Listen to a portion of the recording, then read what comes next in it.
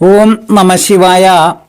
2025 May മാസം 18-ാം തീയതി, കൊല്ലവർഷം 1200-ാം ആണ്ട്, ഇടവമാസം 4-ാം തീയതി രാത്രി 9:30 രാഹു മീനം രാശിയിൽ നിന്നും കുംഭം രാശിയിലേക്കും കേതു കന്നി രാശിയിൽ നിന്നും ചിങ്ങം രാശിയിലേക്കും രാശി മാറിയിരിക്കുകയാണ്.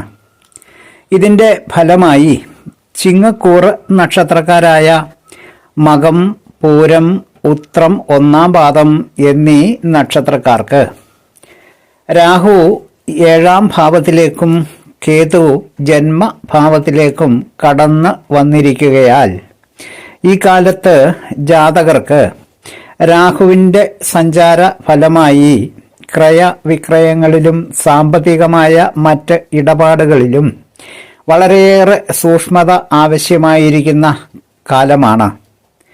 അനാവശ്യങ്ങളായ ചില ബന്ധങ്ങളും ഇടപെടലുകളും തനിക്ക് മാനഹാനി വരുത്തിവയ്ക്കുവാൻ ഇടയാക്കിയേക്കുമെന്ന തിരിച്ചറിവോടു കൂടിയുള്ള സമീപനങ്ങൾ എപ്പോഴും നല്ലതായിരിക്കും.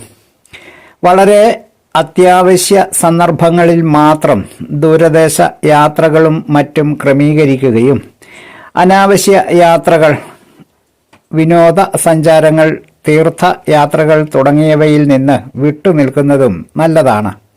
അല്ലാത്തപക്ഷം ജീവിതത്തിൽ പല ക്ലേശങ്ങൾക്കും ഈ യാത്രകൾ കാരണമായേക്കും. യാത്രകൾക്ക് അനുകൂലമായ സമയം അല്ല ഇതെന്ന് മനസ്സിലാക്കി ആ കാര്യങ്ങളിൽ നിന്നും വിട്ടുനിൽക്കുന്നത് നല്ലതാണ്. ദോഷ പരിഹാരങ്ങൾക്കായി ശിവക്ഷേത്ര ദർശനങ്ങളും ഓം നമഃശിവായ മന്ത്ര ജപവും ഓം ഐം ഹ്രീം രാഹുവേ നമഃ, ഓം ഹ്രീം ഐം കേതുവേ നമഃ എന്നീ മന്ത്ര ജപങ്ങളും ഏറെ ഉത്തമമാണ്. മോഹന ജ്യോത്സ്യർ, ജ്യോതിഷ ആചാര്യ. ഓം നമഃശിവായ.